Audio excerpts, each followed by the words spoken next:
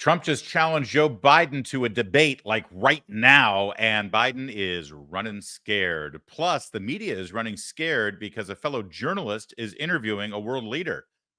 That doesn't seem right. What's that all about? We'll give you the details on it. And BONO comes out in support of the victims of the Gaza attacks. That's a nice thing, and we want to share that with you. All that and a whole lot more coming up next. Larry O'Connor here. Please call me Larry. And thanks for watching, Larry, across all the town hall websites and social media platforms. Great to have you here. Thank you for liking our videos and subscribing and joining our ever-growing audience here. It means the most to us. And by the way, if you like any of the segments in any of our shows, we break those out for you and publish them separately at YouTube. So feel free to grab those links and share the hell out of them. Joe Biden gave a political appearance the other day, and he once again looked dazed, confused. You could barely understand what he was saying. And he claimed that he had just visited a world leader. Here, watch this. People have pled guilty.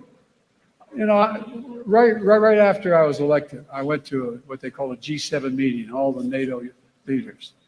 It was in the south of England. And I sat down and I said, America's back. And Mitterrand from France looked at me and said, you know, how long are you back for? And I looked at him, and the Chancellor of Germany said, what would you say, Mr. President, if you picked up the paper tomorrow in the London Times, and the London Times said, 1,000 people break through the House of Commons, break down the doors, 2 bobbies are killed in order to stop the election of the Prime Minister. What would you say? I never thought about it from that perspective. What would we say if that happened in another democracy around the world? So a couple things about that. First of all, once again, all he's got is scaring the American people and the American voter about those crazy MAGA extremists. That would be you, by the way. He doesn't make a distinction. If you support Donald Trump, if you don't support him and his party, you are a MAGA extremist and a terrorist. And that's really the only political message he's got right now. Number one. Number two, there's something at the very beginning of this that we need to revisit. As he talks about this fictional meeting that nobody actually believes ever happened over in London. Watch this again. You know, right after I was elected, I went to what they call a G7 meeting, all the NATO leaders. The G7 is not the NATO leaders, by the way. G7 is the 7 top economies in the world, free economies, that is. China isn't always invited because they're not free. Anyway, that's neither here nor there. There is a distinction, though, between the G7 and NATO. But then there's this. It was in the south of England. And I sat down and I said, America's back. And Mitterrand from France looked at me and said... Yeah, so first off, Mitterrand, he first thought Mitterrand was from Germany. And of course, he at least realized that doesn't sound like a German name. It's a French name. Yeah, I meant Mitterrand from France, of course. I think he's referring to the French president, Mitterrand, who served from 1981 to 1995. And then he died in 1996. That's who Joe Biden's referring to there when he says Mitterrand from Germany. Now, we share this with you not just to gratuitously dump on the fact that Joe Biden has lost his marbles. And once again, as I oft like to remind you, has mashed potatoes for brains. It's more than that. It's more than that.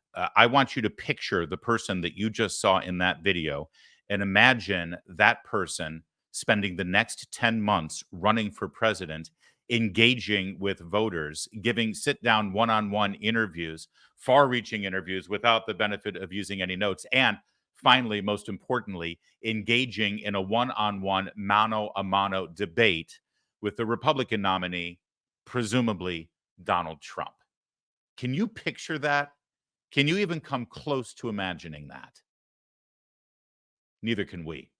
And neither can Donald Trump, who appeared on Dan Bongino's podcast yesterday and issued a challenge. He was, people are speculating, will Trump debate Biden? Because Trump didn't debate any of his challengers during the Republican primary process, right?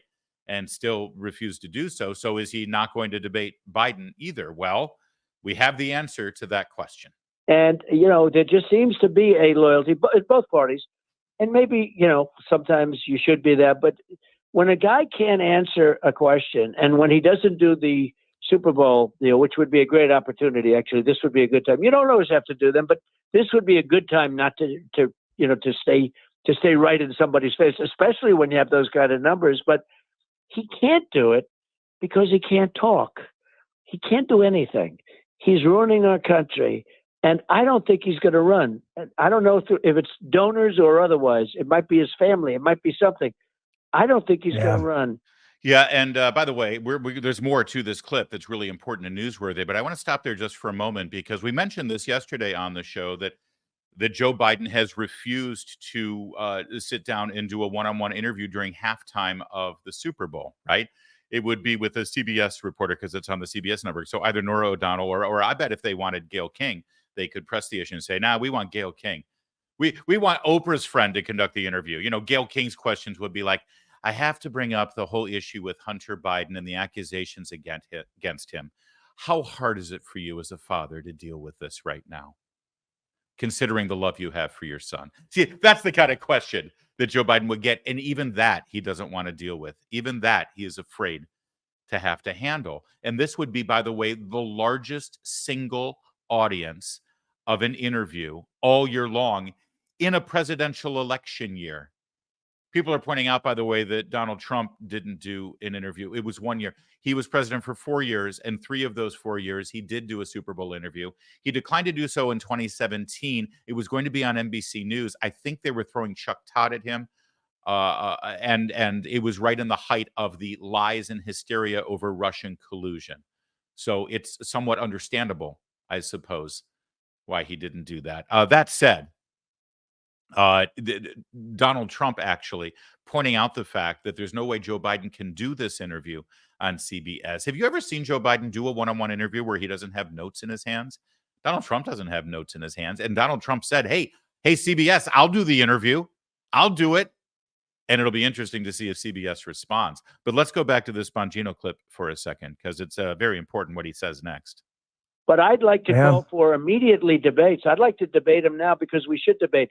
We should debate for the good of the country. So I will officially on your show call. Oh, wow. Look at that. I also said, we're breaking news, Mr. President. Donald J. Trump calls for debates against Joe Biden. That's great. So we can breaking some news here. Problems, Dan, and get him to.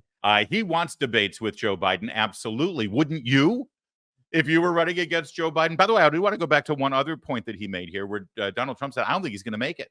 I don't think he's going to be the nominee. This is a recurring theme, not just from Donald Trump, but I can tell you, as you know, I'm covering the United States Virgin Islands caucus coming up on Thursday. And yesterday, Nikki Haley held an event at St. Croix. It was connected via Zoom. And she spent most of the time going after Kamala Harris because she said during this appearance, listen, the next president's going to be a woman. It's either going to be me or it's going to be Kamala Harris, which is an interesting line of attack there. But as far as she's concerned, Joe Biden ain't going to make it. Even if he does get reelected, he ain't going to make it 4 years. So this is an ongoing sort of accepted truth and reality. I think everybody gets it and knows it, except Joe and Jill Biden right now. So let's get back to Bongino here and his celebration over the fact that Donald Trump just called for debates. Lots of them. Change his ways, but I am officially doing that. I also put out, you probably noticed, that I'll take his spot at the Super Bowl if they want. We'll get very good ratings. We love it. So there it is. Donald Trump ready, eager for debates against Joe Biden. In fact, he'd like to start those debates right now, if possible. So, of course, Joe Biden was doing some sort of meandering, rambling, incoherent, stumbling, barely walking, shuffling his feet campaign appearance yesterday. And he was asked about this. And let's see what Joe Biden says in reply. Mr. President, Donald Trump is ready to debate you right now. Do you accept? He doesn't get on radio. Thanks, guys. Immediately. Yes. Will you debate him? I'd want to debate me too. You got nothing else to do. Well, that's definitive, isn't it? Listen, this is the guy who doesn't even want to debate people in his own party. let alone somebody who opposes him from the opposing party. And it's understandable. Joe Biden can't debate. I'm telling you right now, I will write that if he ends up being the nominee going into the fall, when we would normally have presidential debates, I guarantee you Joe Biden will not debate Donald Trump. And it will be under the guise of, I refuse to platform this man. I refuse to. He is an insurrectionist. He waged war against our Constitution. I will not dignify him with my presence. I will not be part and parcel to platforming and let the American people hear the lies that he will spew at that debate. That's what they'll do. And then they'll also say, listen, we just did this 4 years ago. Everyone knows who he is. Everyone knows who I am. A debate isn't going to advance the discussion in any way, so I won't debate. There's no way, if Joe Biden is the nominee, they will let him debate. You know why? Well, let's explore this idea. I want you to imagine, if you will, imagine a debate between Donald Trump and Joe Biden. Imagine an issue that is incredibly important to so many voters, so many Americans and their children right now. The radical transgender ideology that is infiltrating our schools, infiltrating our society, infiltrating our colleges, threatening the safe spaces of young girls in sports and restrooms and locker rooms, not to mention the radical policies regarding corrective pharmaceutical and surgical procedures to quote unquote gender affirming care, which is not affirming in any way whatsoever, actually. It's incredibly destructive. And yesterday, Donald Trump made a statement where he stands on this, juxtaposed with the radical position that Joe Biden and his Justice Department, his Health and Human Services have taken on this. Take a look. The left-wing gender insanity being pushed on our children is an act of child abuse. Very simple. Here's my plan to stop the chemical, physical, and emotional mutilation of our youth. On day one, I will revoke Joe Biden's cruel policies on so-called gender-affirming care. Ridiculous. A process that includes giving kids puberty blockers, mutating their physical appearance, and ultimately performing surgery on minor children. Can you believe this? I will sign a new executive order instructing every federal agency to cease all programs that promote the concept of sex and gender transition at any age. I will then ask Congress to permanently stop federal taxpayer dollars from being used to promote or pay for these procedures and pass a law prohibiting child sexual mutilation in all 50 states. It'll go very quickly. That's a huge advancement and actually is music to the ears of so many conservatives who feel passionately about this issue at the local level and certainly at the national level, because Joe Biden's radical Title IX reinterpretation through the Justice Department and through the Education Department, and also the push that his Deputy Health and Human Services Secretary has been on a jihad about. That would be the guy who is now dressing as a woman, the Health and Human Services person. He's trying to push, all of them are trying to push for these radical procedures to become the norm for your children and to keep parents out of the equation. What Donald Trump just said there is huge. But going back to the debate, imagine Joe Biden replying to that. Do you think Joe Biden even understands the transgender issue? Do you think he literally knows what's going on in communities around this country or in schools right now? Do you think he has a grasp on what these procedures actually do? You know, anytime he's asked about this, he goes back and tells this story that nobody believes about being a kid getting dropped off at school. And he looks in the car next to him and he sees two men kiss each other as he's dropping off his partner to work. And little Joey turns to his dad and his dad says, "What, Joey, they're in love. What do we care? That's a good thing. They're in love." You know, right? Okay. No one believes that story. But even if you do, two gay men in the late 50s, early 60s going to work and kissing each other has literally nothing to do with the transgender issue. The fact that Joe Biden constantly tells that story to show how open and understanding and tolerant he is means that he actually has no grasp of the transgender issue in any way whatsoever. Imagine him fumbling and bumbling his way in responding to Donald Trump there on this critically important issue to so many of us. And there's one other reason why he will never debate Donald Trump, why he will never accept this challenge. And by the way, the media will let him get away with it. Imagine this. Imagine a moment like this in the debate. And take a look. This is from the last debate in 2020. My son has not made money in terms of this thing about, what are you talking about? China. Yeah. You see, back then he was able to deny everything about his son and deny the contents of the laptop. And he had the cover of the 50 intelligence agency professionals who guarantee you that this is really a Russian propaganda disinformation operation. He even said that during the debate as well, accusing Trump not only of lying about his son, but also being in cahoots with Putin and promulgating Russian disinformation. Well, we know a lot more now than we did then. And I assure you, Donald Trump will be even more aggressive on this issue at a debate between the two of them. And I've got to pray that whoever the moderator is won't let him get away with these lies again. Again, I'm praying for that, but I'm not counting on it. The libs over at MSNBC are absolutely freaking out over this latest delay in the trial for Donald Trump brought by Special Prosecutor Jack Smith over the events of January 6th. They are sure that they're going to prosecute Donald Trump for insurrection right before the presidential election. Of course, he's not even charged with insurrection, but it doesn't matter. That doesn't stop the libs from using the law and using the judicial system as a political tool. And so you got to see this clip here. We're going to take some time on it, but real fast, I want to point out who we're talking about. That's Jen Psaki, of course. Isn't it sweet the way she worked for the White House and collected your tax dollars to be a political hack for Joe Biden? And then she immediately gets a job on MSNBC to do the exact same thing. It's what Andrew Breitbart used to call the Democrat media complex. And if you don't believe it's true, just go ahead and Google what George Stephanopoulos used to do before he got a job at ABC News, and Jake Tapper, and Chuck Todd. And, well, we'll waste our time giving you all of them. Meanwhile, the guy on the far right there, that's Andrew Weissman. He was the lead investigator for Robert Mueller's special prosecutor investigation of Donald Trump on the Russian collusion hoax. That's right.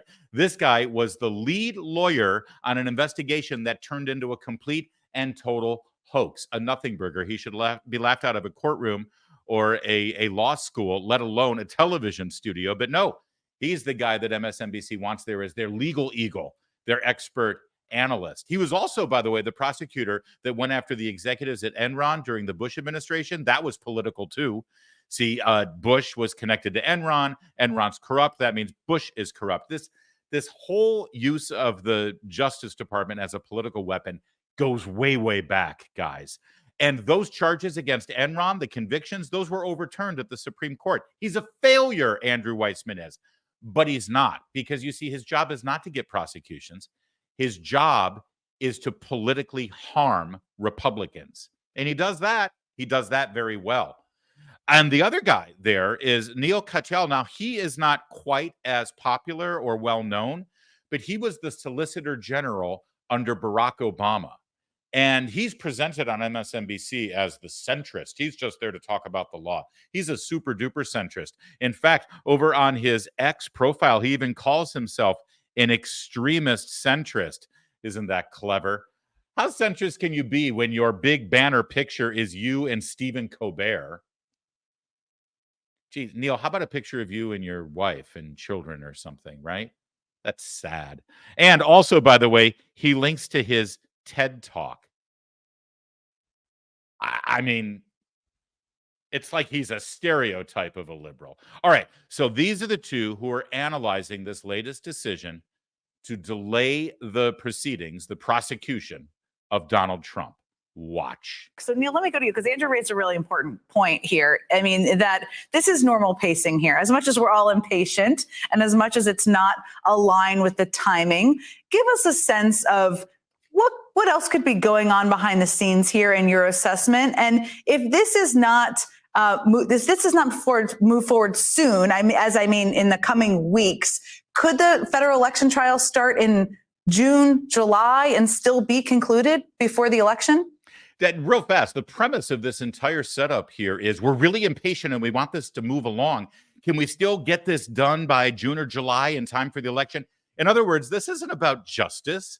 This isn't about the truth. This isn't about the law. This is about election day.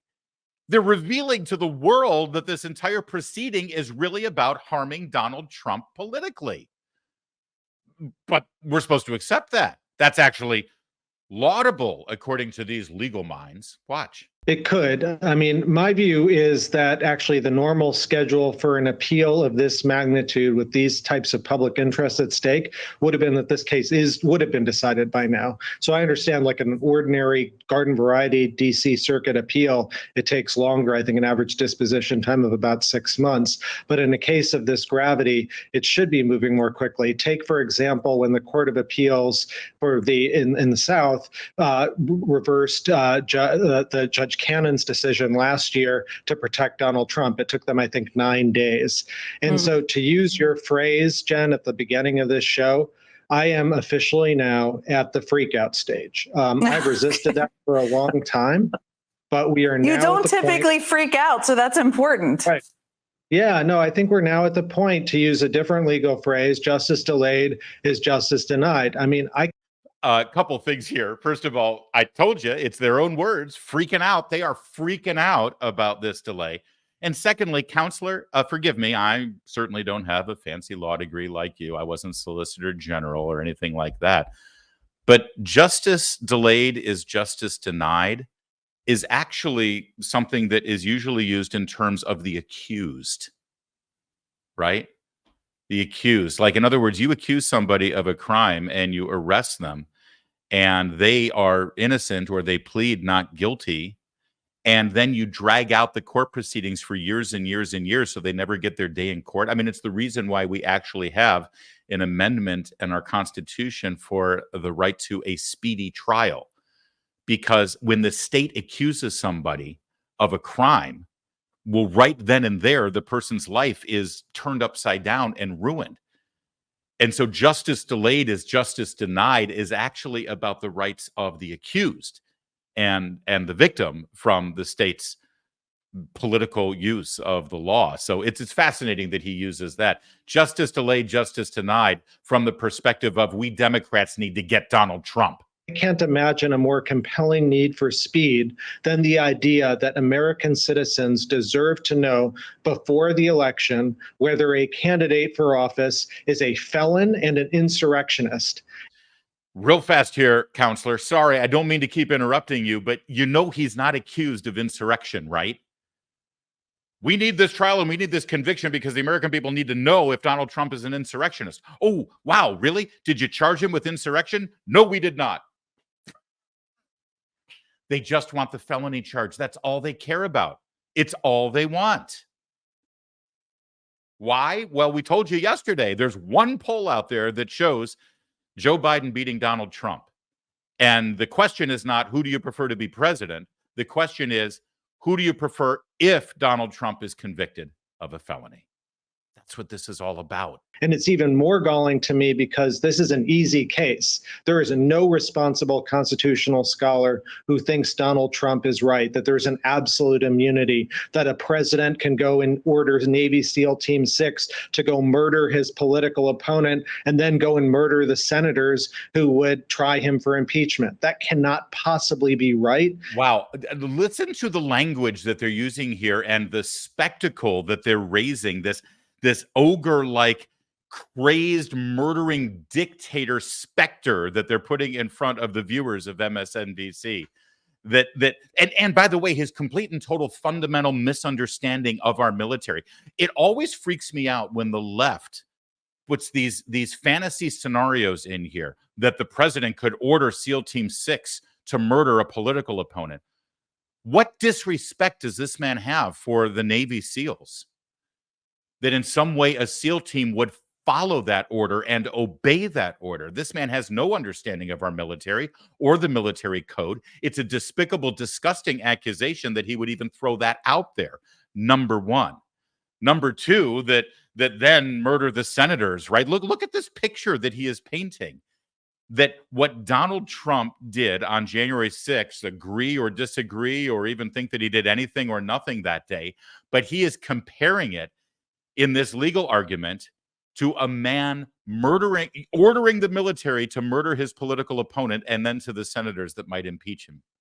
And everyone just nods along on this panel. It's absolutely disgusting.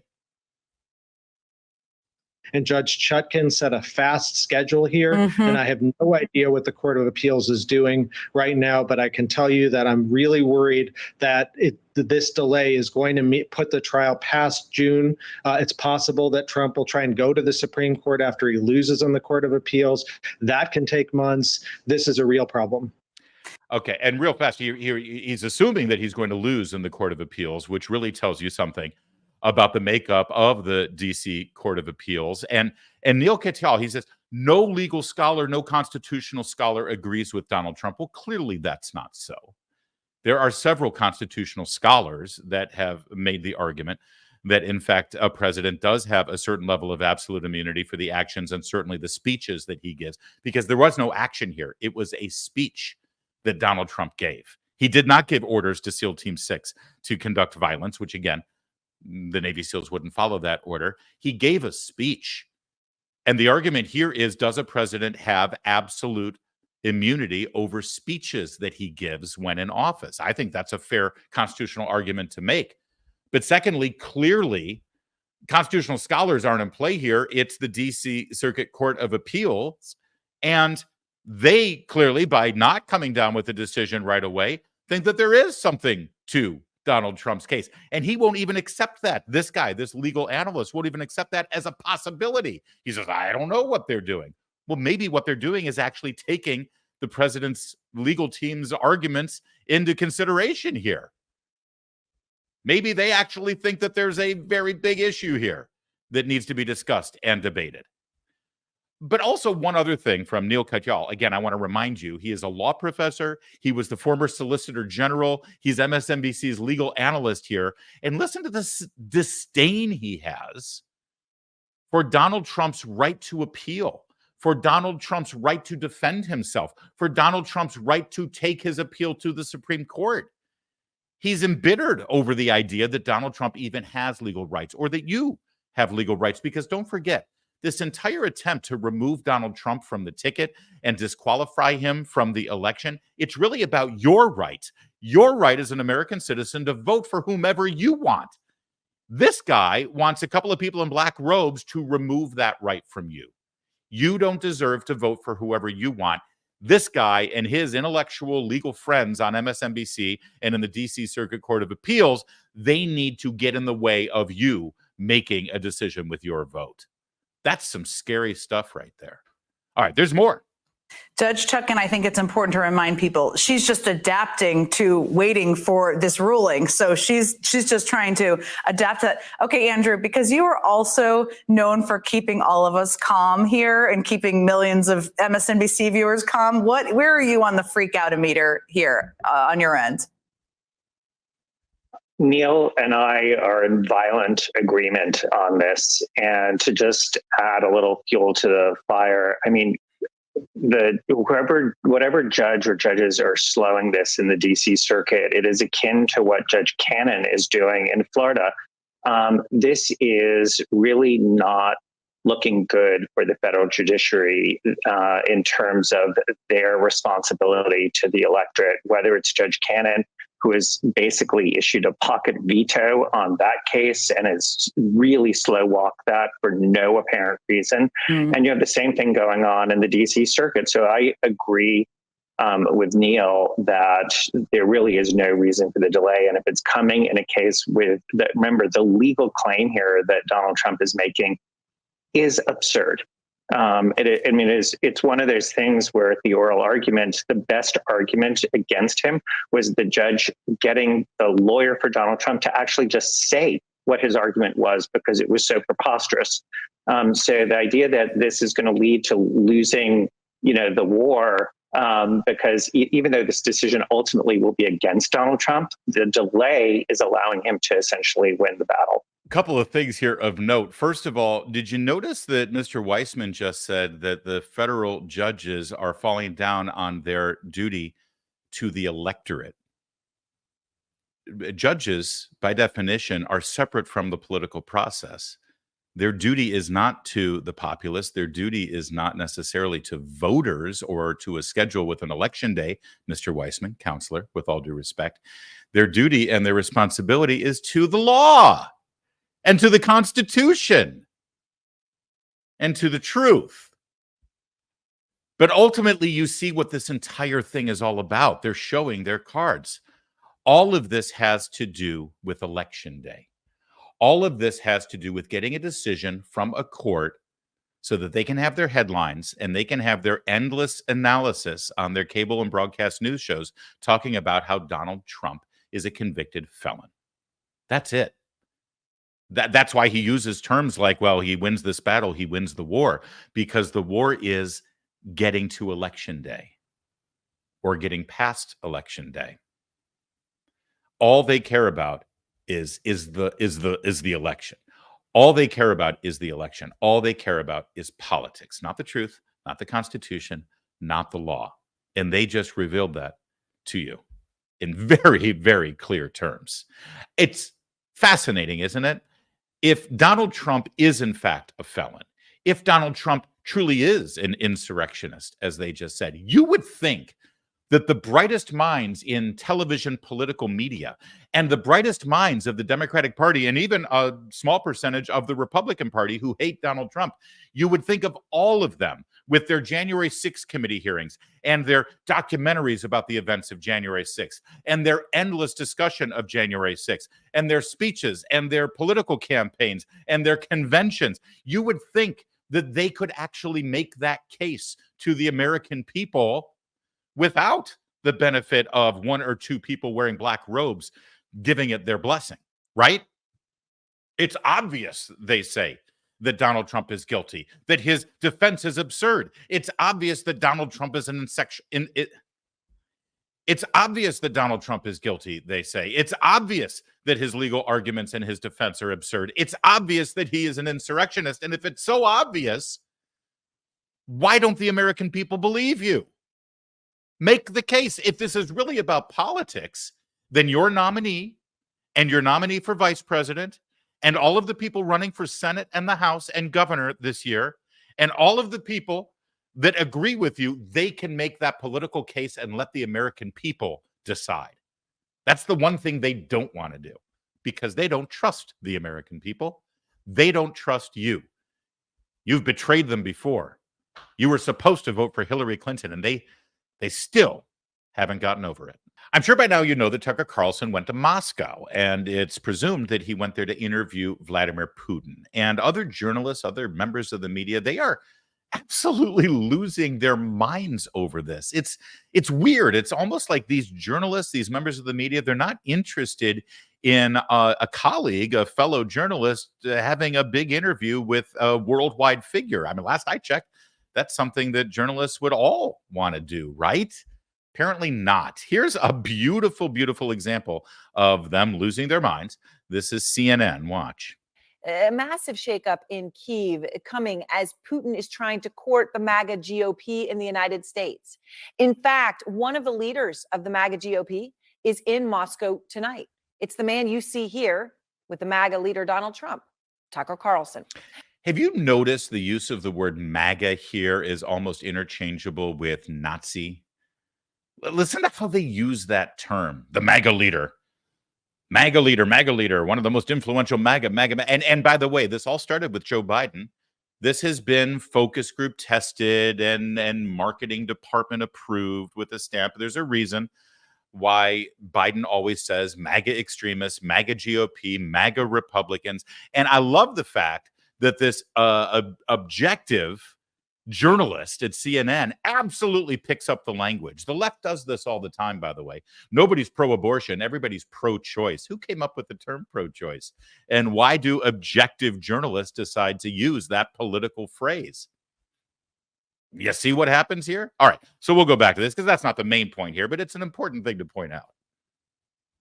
Possibly there in Moscow to interview Putin. Definitely there as a Putin supporting celebrity. Just listen to how Russian state media is breathlessly celebrating his visit. Independent journalist Tucker Carlson has flown to Russia from the U.S. via Turkey to Vnukovo Airport. He saw Spartacus Ballet at the Bolshoi Theater, had lunch in a nice restaurant, went for a ride around town, rode the subway. He charged his smartphone via USB port and connected to a fast and free Wi-Fi internet. He charged his phone, although they're knowing the details about the fact that it was during USB port may give him reason to think twice about all of this. I do love that they're mocking this coverage of an American media celebrity going over it. It is a little silly, right? But it's also exactly how these very journalists and these very reporters cover, Taylor Swift showing up somewhere. Taylor Swift goes to a football game. Taylor Swift goes to a restaurant. Taylor Swift church. I mean, right? This is exactly the kind of coverage that they do for the people that they love. But look at them talking about him like a celebrity. Everything he does on camera, breathlessly repeated. Now, it is unclear if an interview between Putin and Carlson will take place, but if it does, it gives Putin a chance to sit down with a big supporter. It might be worth asking yourself, since it is getting pretty serious, what is this really about? Why do I hate Putin so much? Has Putin ever called me a racist? Has he threatened to get me fired for disagreeing with him? Does he eat dogs? These are fair questions, and the answer to all of them is no. Vladimir Putin didn't do any of that. So real fast before the CNN clip continues, you saw that they're showing this little monologue that Tucker Carlson gave back in February of 22. This was right as the invasion of Ukraine happened. But you notice there was an edit in there, and I don't like that. I want you to see the entire thing. So here's a little portion of this episode of Tucker Carlson Tonight on Fox News Channel. Since the day that Donald Trump became president, Democrats in Washington have told you have a patriotic duty to hate Vladimir Putin. It's not a suggestion, it's a mandate. Anything less than hatred for Putin is treason. Many Americans have obeyed this directive. They now dutifully hate Vladimir Putin. Maybe you're one of them. Hating Putin has become the central purpose of America's foreign policy. It's the main thing that we talk about. Entire cable channels are now devoted to it. Very soon, that hatred of Vladimir Putin could bring the United States into a conflict in Eastern Europe. So that's kind of interesting context, isn't it, to what Tucker Carlson says next? They showed you what he says next, and you'll see it in its entirety. But the context of it is, boy, it sure seems like they're marching us into this conflict too. You saw the clip we just shared with you yesterday from Chuck Schumer saying, if you don't give us this Ukraine funding and Putin wins, then we'll be fighting in a NATO country next. The American people won't want that. Sure would be a shame for your sons and daughters in the military to have to go lose their lives in Europe. So give me my Ukraine funding now. So, I mean, it's fascinating that CNN edited that part out of the Tucker Carlson clip. Kind of important context, don't you think? But there's more. What is this really about? Why do I hate Putin so much? Has Putin ever called me a racist? Has he threatened to get me fired for disagreeing with him? Has he shipped every middle-class job in my town to Russia? Did he manufacture a worldwide pandemic that wrecked my business and kept me indoors for 2 years? Is he teaching my children to embrace racial discrimination? Is he making fentanyl? Is he trying to snuff out Christianity? Does he eat dogs? These are fair questions, and the answer to all of them is no. Did you notice the stuff that CNN edited out? You know, the stuff about keeping you locked in and ruining your life over the pandemic and teaching your children to hate their own race and to be racially divided and poisoning people with fentanyl. That CNN decided to leave out of the Tucker Carlson monologue. Listen, this segment goes on for another 5 or 6 minutes from February of 2022. It's out there. You can watch it yourself. But I thought it was important to share that context and all of what CNN decided to edit out. And by the way, just for the record, Tucker Carlson is an opinion journalist. He's paid to express his opinion about things. He has said in the past that if push comes to shove, he's probably more on Russia's side than on Ukraine's side. I don't think I would say the same thing, but guess what? That doesn't mean that either of us are necessarily wrong, and it certainly doesn't mean that one of us has the only opinion that's allowed to be said in this country, especially if you're a journalist who's paid to give their opinion. Which brings us back to CNN, because they really don't think that certain opinions are allowed to be expressed. I'll actually always remember watching that clip. I was standing in Ukraine 48 hours before the war began there. Well, Carlson then stood by Putin consistently all the way through. And that is why he can go to Moscow now without any fear of being summarily imprisoned. He's a hero. This was Putin's mouthpiece in the United States, somebody who had turned a blind eye to the atrocities committed by Putin because they were happening far away. Once vibrant towns turned to ruins, mass graves with dozens of bodies in the Kyiv suburbs, a theater full of innocent women and children sheltering, bombed, despite the giant world children written on the roof. More than 200,000 Ukrainian soldiers killed or injured. I hate that all of these innocent people have died in this war, too. In fact, I've been on the record asking why we don't encourage a ceasefire. Years ago, those of us who step forward and say, shouldn't we try to negotiate a ceasefire? This seems to be a stalemate. This seems to be a quagmire. We're just stuck with the same borders and the same incursion, and people are dying. Maybe instead of continuing to fund the war effort, we should actually force the Russians to the negotiating table. And by expressing that, by expressing the fact that you want the war to end and you want those women and children to be saved, you're actually on Putin's side.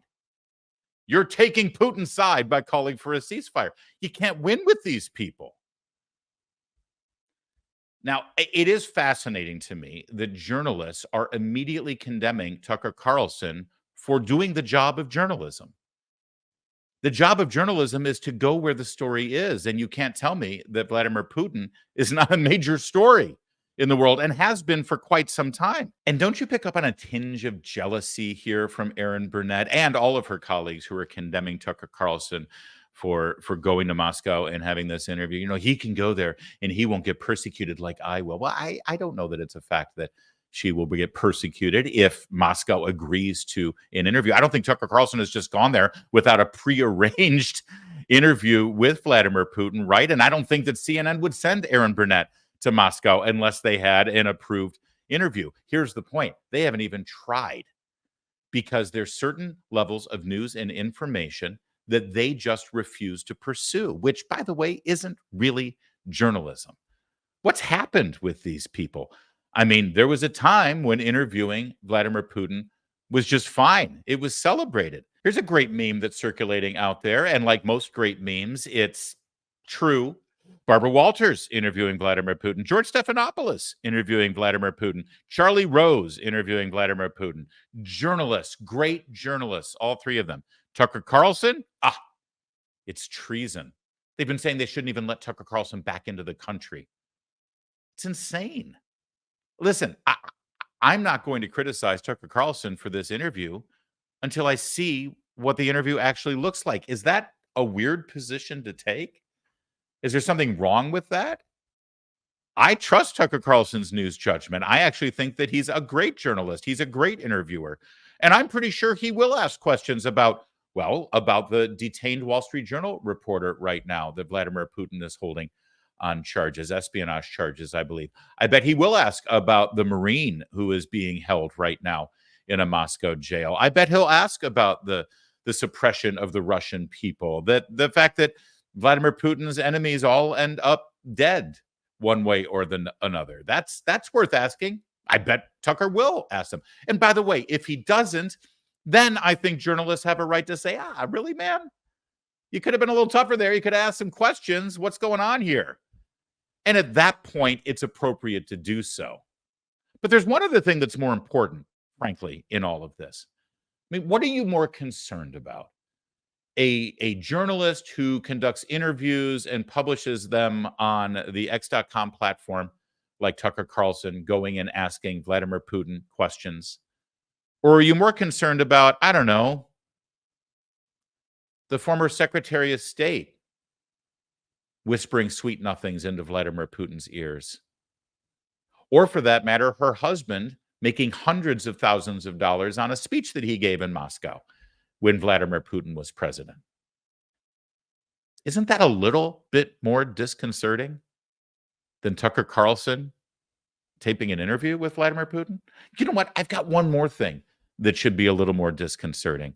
How about a sitting president of the United States promising the prime minister of Russia that if he could just get him through his re-election in 2012, he'd have a lot more flexibility on the world stage? Remember this moment? It's my last election. Yeah. After my election, I have more flexibility. Yeah. I understand. I transmit this information to Vladimir and I'll transmit this information to Vladimir, he said. That would be Vladimir Putin. That's Barack Obama asking Medvedev to deliver a message to Vladimir Putin. Give me a break here. Don't do anything right now. This is my last election. After I'm reelected, then I'll have more flexibility.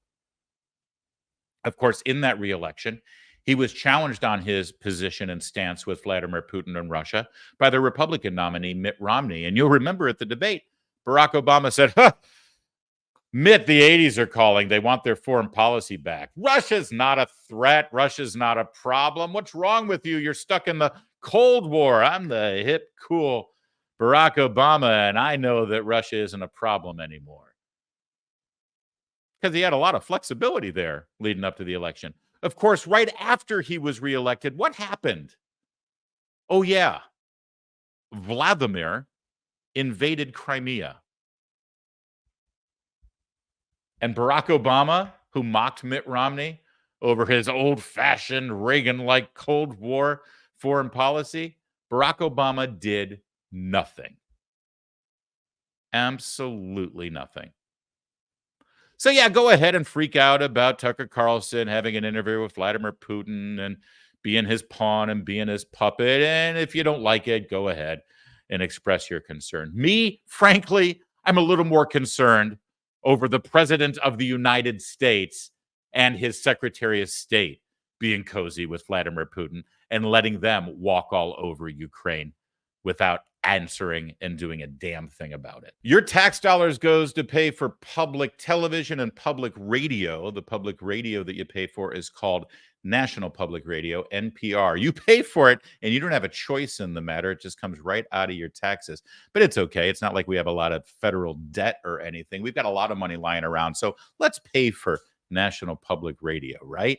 Well, let's take a quick gander and see what they're bothered about right now. What kind of cause they're championing over there at NPR.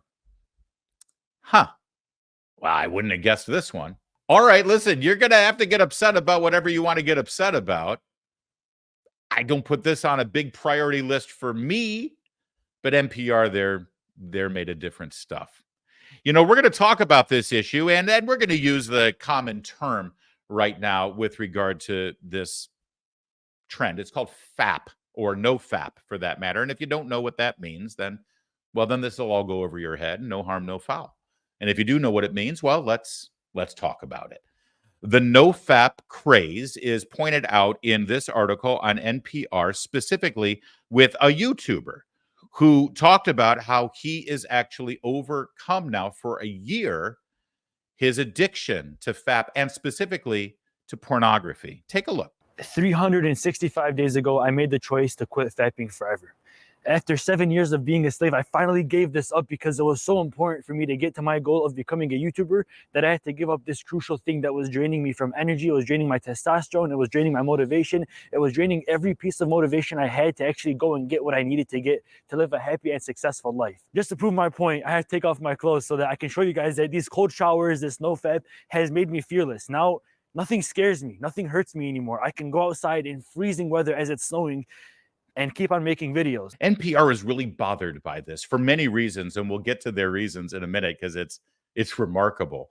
But this guy goes on to talk about not just how, as you saw, nothing bothers me. I actually like feeling uncomfortable. It's made me a stronger man. And if you look at certain studies, especially with regard to cold showers, as he's saying, cold ice plunges, and various other things that you force yourself into a certain level of discomfort, it actually does help your body. It helps you physically. It helps your circulation. It helps your brain power. It helps you focus. NPR doesn't like any of that. And then there's this, because let's face it, there's a big component to the NoFap trend, the NoFap challenge that involves pornography. And this guy addresses it. Porn, because that's just what people do, right? That's what society tells us. I mean, yeah, that's fine, dude. You're 17, you're 15.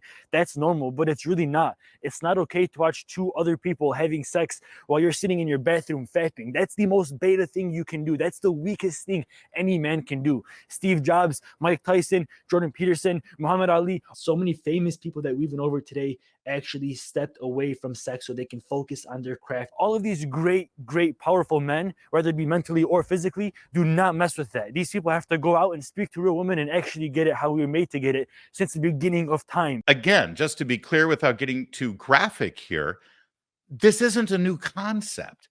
Abstinence in every form is something that has been championed, celebrated, and seen to be effective, especially for men, for centuries, millennia, in fact. It's actually only a very, very recent development in human history that the idea of abstaining from certain behaviors, especially sexual behaviors, is a bad thing.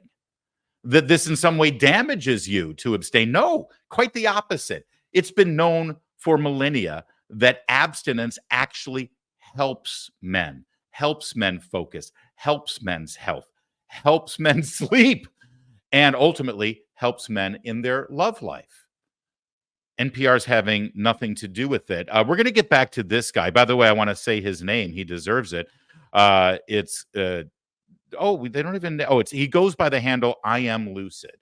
And he's building his YouTube following. And if you're interested in that kind of material, you should check it out because it's actually some pretty good stuff. All right. So moving now on to how NPR covers this. More than 2 decades of growing internet use has surfaced fears about the social and psychological impacts of nearly unfettered access to pornography. But many researchers and sex therapists worry that the online communities that have formed in response to these fears often endorse inaccurate medical information, exacerbate mental health problems, and in some cases overlap with extremist and hate groups. Extremists and hate groups. NPR has found doctors and scientists who make the claim that if you're trying to abstain from fapping, that could mean that you're linked to extremists and hate groups. Everything is linked to extremists and hate groups all of a sudden. Real fast, let's take a look at I Am Lucid again. Does he look like he's linked to a extremist or a hate group? Is this the new face of white supremacy in America? Because he likes to stand outside in the winter without his shirt on and maybe abstain from activities that are probably not the healthiest thing for you to be doing. According to NPR, yes, that's the case. You know, the last thing I want to do is make you dabble into extremist groups and hate groups, but let's take a little bit more of what this guy, I Am Lucid, who NPR thinks might be linked to hate groups, is actually telling his viewers, actually expressing to them about what he's attempting to do here. Right now, if I get the urge, I sit down, I meditate, I go for a run, I do some push-ups, I get my life in better shape so I can actually beat the urge. I look at the urge face to face and I say that I am stronger than you and I will not let you control me. Wow, self-control over a habit that you think is controlling your life? Oh, we don't want any of that, do we? I don't see what the controversy here is. In fact, isn't this the kind of behavior that we as a society should be encouraging in men? That if you've got a destructive or damaging or just at least unconstructive habit in your life, no matter what it is, maybe you can actually focus on overcoming that and distract yourself on more constructive things in your life, self-improvement. The only thing I would add to what he just said is meditation. Let's be real here. How about prayer? How about prayer and focusing on your creator, the person who put you here and frankly expects more from you? How about that?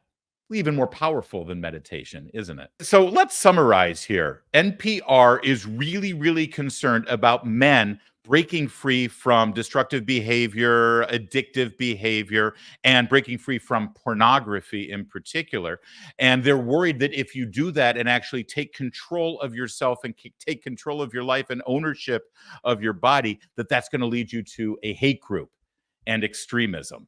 That's NPR's position. Let's just play this out for a minute because I think it's really, really important to know where your tax dollars are going and what NPR's official position is here. Because the entire movement right now, the NoFap movement, is linked directly to the ubiquitous availability of online pornography. Online pornography right now, which is at the fingertips of any man of any age, including very young children, and is directly linked to sex trafficking, exploitation, organized crime, and even child trafficking. The net result of the NoFap movement is a lower demand for pornography, and NPR is standing in the way of that. NPR, by their own admission, is actually more concerned with men being responsible men and taking ownership of their lives and their bodies and their addictions than they are about the incredibly damaging industry that is pornography. And you are paying for that with your tax dollars. Listen, this may be a controversial issue, and I know that a lot of people have passionate feelings about it one way or the other, but when you really break it down here, it seems to me on one side of the equation, pornography and pornographers end up being less in demand and ultimately going bankrupt. And men actually become more responsible citizens, more focused on their lives, more focused on their God, and live healthier, more engaged lives with their wives, with their girlfriends, with their children, and with their parents. And on the other side of the equation, you're NPR.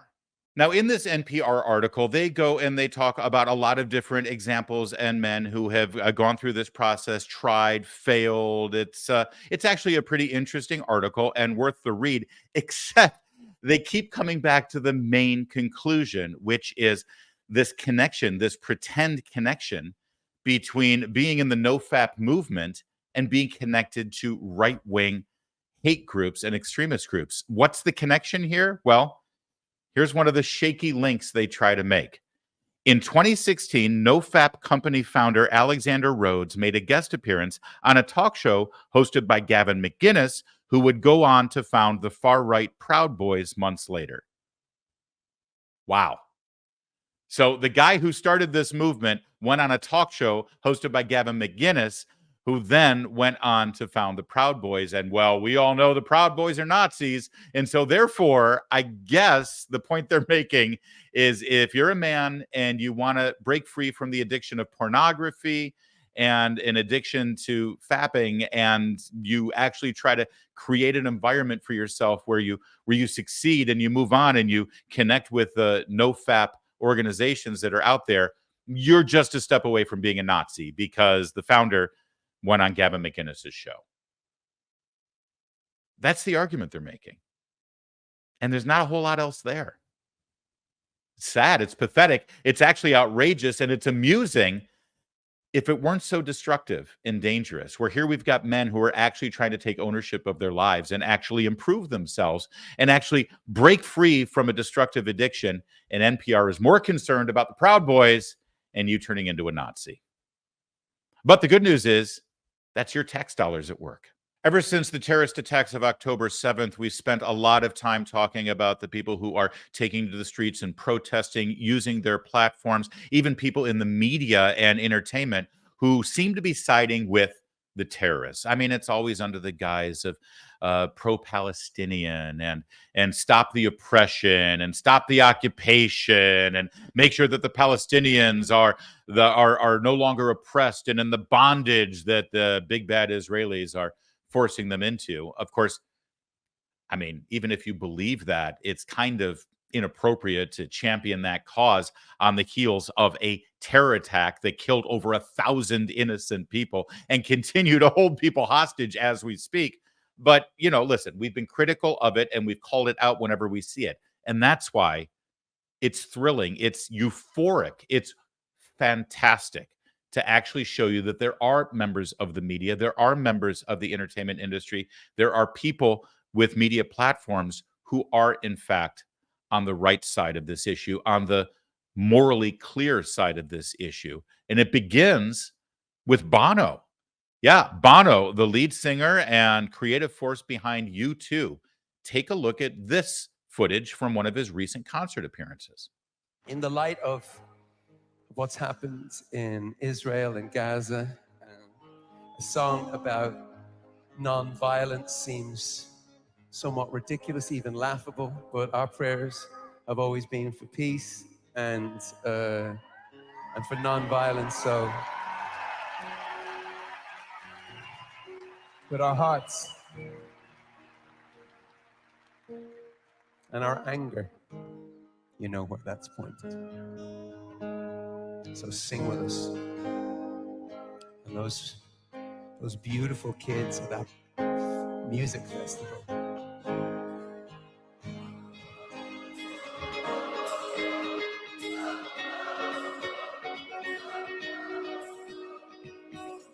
Early morning, October 7th, as the sun is rising in the desert sky, stars of David, they took your life, but they could not take your pride. Could not take your pride. Could not take your pride. Could not take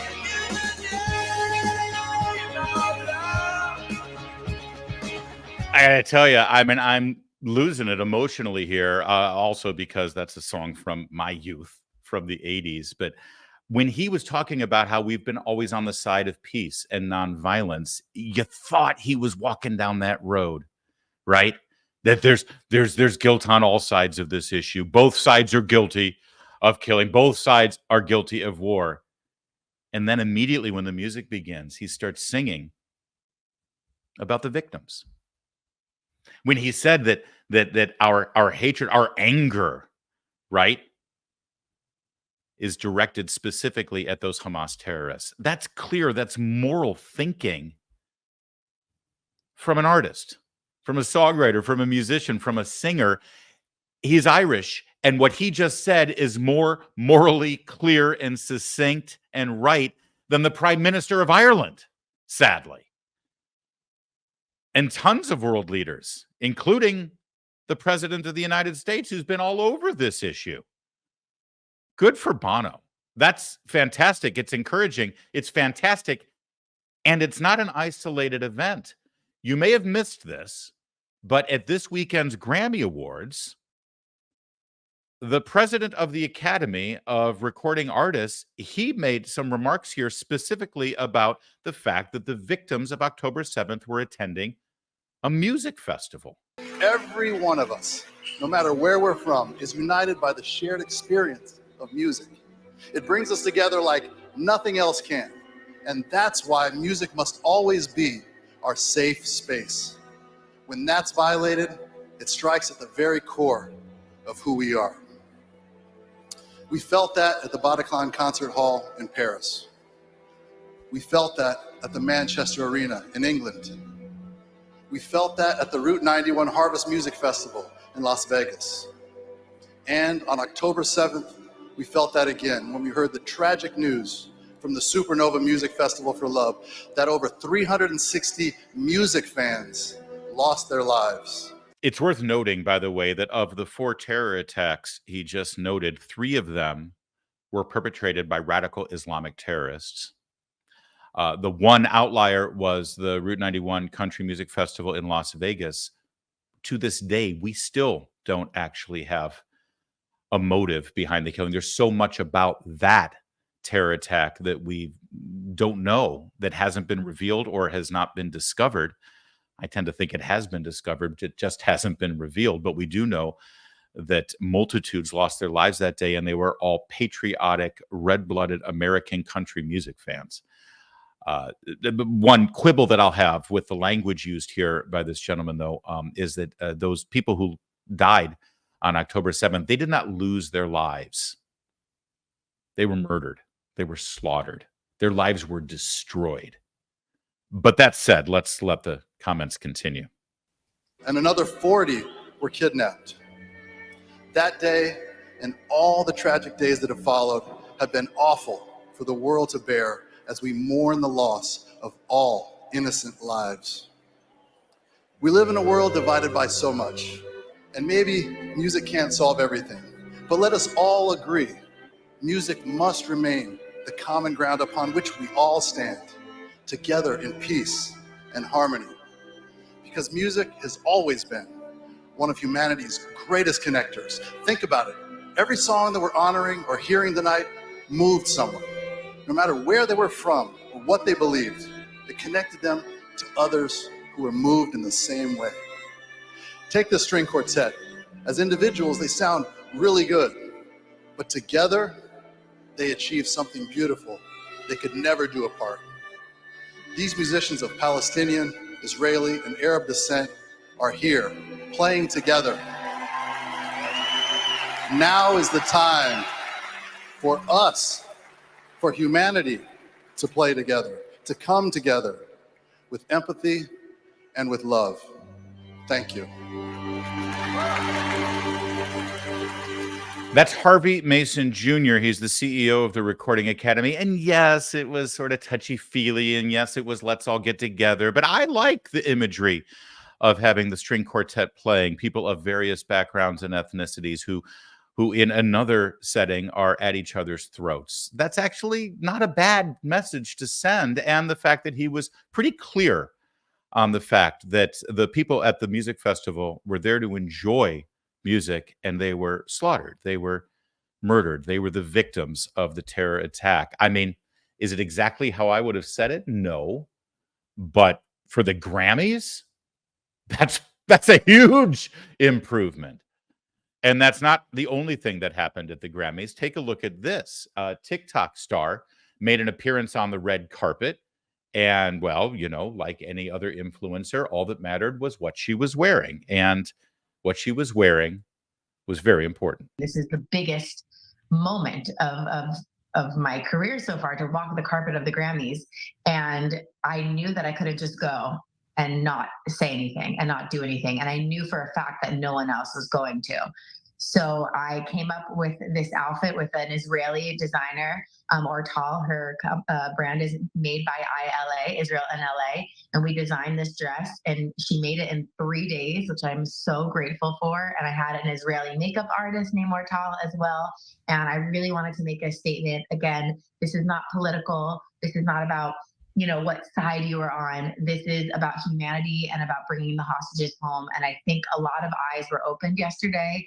It did get a lot of attention. I was very nervous about it, and I'm so happy that it did get the attention that I feel like it deserved, and I think it opened a lot of eyes. Of course, it doesn't hurt that she's gorgeous and she looked great in that dress, but yeah, of course, people paid attention. Of course, it got noticed, and the yellow ribbon with the message, bring them home. That's a simple request. Just bring them home, those hostages that are still being terrorized, that are still being assaulted, that are still victims to this day. October 7th was not a one-off. It wasn't something in the past. October 7th is still happening right before our eyes.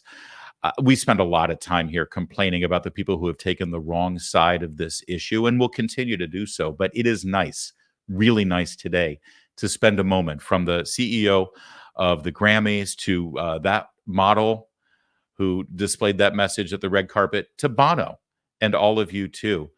It's fantastic to point out for just a moment some good news in the world of entertainment and some good people who are on the good side of that issue. That's it for today. Thank you so much for watching. And again, make sure that you like and share the whole show or whatever segments of the show you like. It's going to make a difference in someone's life. You know that there's somebody right now who needs to see what you just saw.